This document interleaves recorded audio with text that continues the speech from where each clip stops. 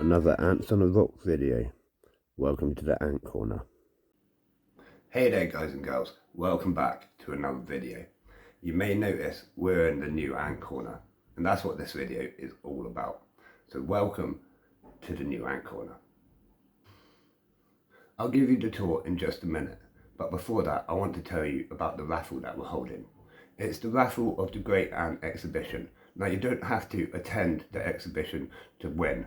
There's loads of different prizes, over £300 of prizes have been donated so far, and loads more keep coming in. So there's going to be multiple winners. It's definitely worth buying the ticket. You can get your ticket on the store. There's a link in the description below. And anyways, on with the tour. So this is the new Ant Corner. We're going to start over here. This tank doesn't get featured on the channel very much, but it's going to be on it a bit more regularly now it's accessible. It is Trapdoors.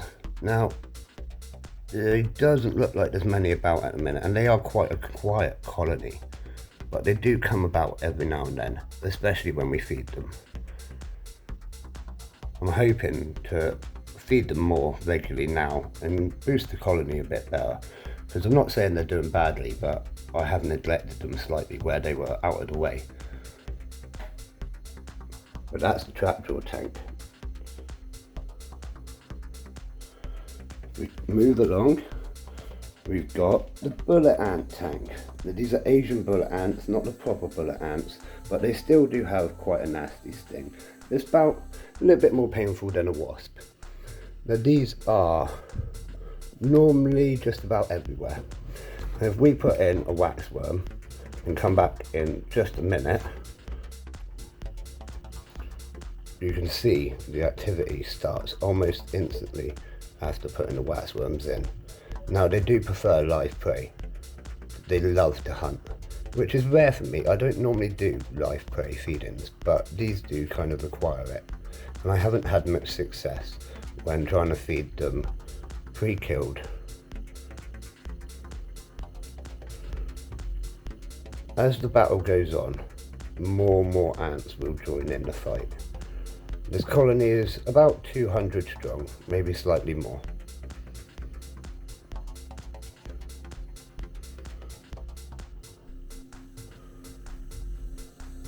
Which is about as big as the colony gets. They don't grow much bigger than about 200 workers. They don't need to. I love these ants. I think they look absolutely stunning with their awesome size, and just the way they kind of look prehistoric. They haven't changed much in many, many years. So that is our Asian bullet ants. We have got a bit of a reflection going on. I apologise for that.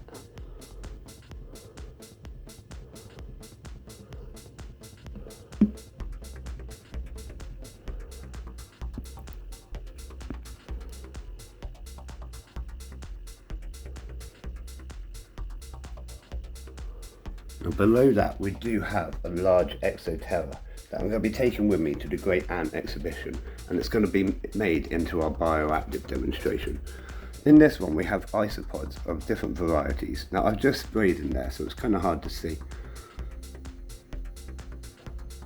but there's a few different isopods living together in there. We take that to the workshops with us and we educate young children and anyone who's interested. In here we do have Meranopus bicolor. There is their nest site. I don't know if we'll see any of them about. Again, these don't grow to a massive size colony, around 200 workers. They are super cool ants though, with their little shield gasters. There's one. They're not aggressive at all and very defensive. When they're threatened, they play dead and roll over. Sometimes they will use their gasters to block the entrance of their nest, which is there. And it will look sort of like a flower petal. Again, a really awesome and easy ant species to keep. They need a little bit of heat, but that's about it. Very hardy in comparison to some exotic species. So below those two tanks, we have the big multi-species tank. Again, I apologise for the awful reflections. Now, as you can see, their Polyrhacus dive nest is massive now. It has grown substantially since it was put into this tank, and there is a lot of ants all the time, everywhere. Now there's multiple entrance holes, and I think the different chambers are not necessarily connected inside of the nest, so they have to kind of go out to come in and in to come out, if you know what I mean. They go through 3 or 4 of these pretty much every day, so I'm going to be refilling the next ones in a minute and putting them back in. And they go through, well, we put in 5 pinkies the other day and they destroyed the whole lot overnight. So they go through quite a substantial amount of food. Looking at the crabs are doing really well. There's one just there, and there's Mr. Crabs hiding back there. Now there's quite a few crabs and different wildlife living in the pond currently. I say they did really well, and they survived the move really well. In fact, everything survived the move really well. We have to hand it off to the guys who helped us move. They did an amazing job of helping me with the tanks, so well done to them. Going back to the bullet ants just quickly, you can start to see the way they hunt. We say they start as lone predators, but they soon gather in the forces, the armies. Right, come in, we'll go this way. We have our scorpion tank up there. Again, he doesn't get featured much on the channel, mainly because he is nocturnal and kind of hard to get a good video of. Across from that, we have a tank that we've just got. Now this is a fairly large tank. I'm gonna have to empty it and clean it and whatever, but I would never say no to a tank like this. That would be crazy. So going back across here, we have my water injection needle thingy majigger, because that's really easy to hydrate them. We do have more lighting to come onto these shelves, because as you can see, I like to have them lit up, but I haven't got it on all of them yet because I haven't yet. Right, so we have Myrmica ruba. Now all of these need feed and protein today. That is my next big job. So you're not going to see a lot of activity because I haven't done it. So I should have done that first before recording really. Let's do that now. Coming back to the shelf now we've done the feeding. Let's miss the Myrmica because they haven't quite come out yet. Now believe it or not, this was a colony that I am actually selling. But there was so many workers that I was really struggling to feed them in the test tube. Now there they are starting to come out. There's about 30 or so workers and I decided I'm going to keep it. So I've got that colony of Myrmica ruba there. We have Formica in here. Now this is a really active, awesome colony that's grown really well. They need a bit of a clean out actually, but they are doing very well in just this small formicarium. I'm hoping to grow them as much as I can and bring them with me to the exhibition and basically put them into a new formicarium there and then, so that they'll have all the excitement of exploring it in front of you. Next to them we have another colony of Myrmica ruba. Again, these can be quite active, so it's just a colony that I fell in love with. You can't really see them very well because of the lighting situation, but they are there. That is probably quite a big formicarium for them. I kind of regretted putting them in it when I did, but it was the only one that I had available at the time. So it is what it is. And if they struggle, I'll move them back into tubs and tubes, like I normally do for Myrmica ruba. Speaking of which, there's another Myrmica ruba tubs and tubes setup. This colony went down to 3 workers due to an accident. They've been with me about 2 years, 2.5 years. And like I say, they had an accident, went down to 3 workers and just 1 queen. So I've managed to nurse them back to health, and they now live in 2 test tubes. So they're doing alright. Between that we have Fidoli and Campanotus queen. The Fidoli are doing really well, but they're not at a size yet to move them out of the test tube. In here, I can never pronounce it properly, but it's the tetramonium that I've got. I always call them tetramonium bicarbonate of soda. Again, I need to feed this colony. I'll do that in just a moment. They're doing really well. I'm hoping to bring them to the exhibition with you, with me, to show you. I did just see one of them. They're doing quite well. They really enjoy the Biformica product that I'm using at the moment. I normally use, there's one, use the Ant Lady's syrups. I highly recommend using them, but she was on holiday, so I got myself these Biformica ant sugars just to sort of pass the time. And they are being well accepted as well. Of course, I do sell my own honey as well, and my ants absolutely love my honey, but I like to mix it up as much as I can. Now below that we do have another shelf. This is sort of my nursery area. All of these test tubes are colonies that I'm sort of growing, looking after, you know, they've all got workers, but they're all on the store as different things. These ones I'm growing particularly well. That's a Mesobarbarus and a Formica colony. As you can see, the Mesobarbarus, I feed all my Mesobarbarus on my own Ants on the Rock seed mix. The seed mix is on the store. It's really good and I highly recommend giving it a go. For founding colonies and more grown colonies, they both enjoy it really well. I'm not going to tell you what's in it though. Although there is a list on the website. Monomorium, really hard to see, especially on my camera. Tiny little ants, but they're doing really well, and they might come with me to the exhibition, but they're so small. There's not a massive point to bringing them. You probably can't see them. We've got Mesobarbarus. Now this colony, yes, I need to clean the outworld. What I'm going to do is, because I've got exactly the same outworld, still in flat pack mode, haven't opened it yet. I'm just going to build it up, swap them over, and then move everything like the workers over, you know, by cotton wool. And that will, you know, be much easier than trying to get in there and clean it out. The seeds sort of went everywhere when we did the move and things, but no ants were harmed in the process. That's all that counts. Moving down, we have Mr. T, our tarantula. Now again, I've just watered this enclosure, so he did come out not long ago and have a little drink. There he is. How cool is that? If we go around here, you can see right into his webbing. They do form super cool webs with like entrance tunnels and like funnel webs. So cool. You can see the holes that he comes in and out of. That's his enclosure. I'm hoping that he'll web all the way around the top of the twigs here, and it will look super cool, super like spooky cool, you know what I mean, film set style.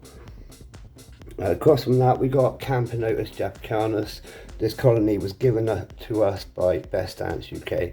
Massive thank you to Best Ants UK for that. And they're doing really well, but again, they're actually quite a quiet colony. Below that, we have a couple of other enclosures that I'm not going to tell you what that is. We have a big old empty shelf that I'm not telling you what's going in there. We have another colony of Mesobarbarus. Now this one belongs to my daughter. Again, there's the seed mix, bit of sugars. We like to give them sugars occasionally, even though they don't really need it, but just a little treat. And half a waxworm that I've just fed them. But again, quite a quiet colony. They're doing really well, growing really nicely, and that is actually one of my daughter's colonies.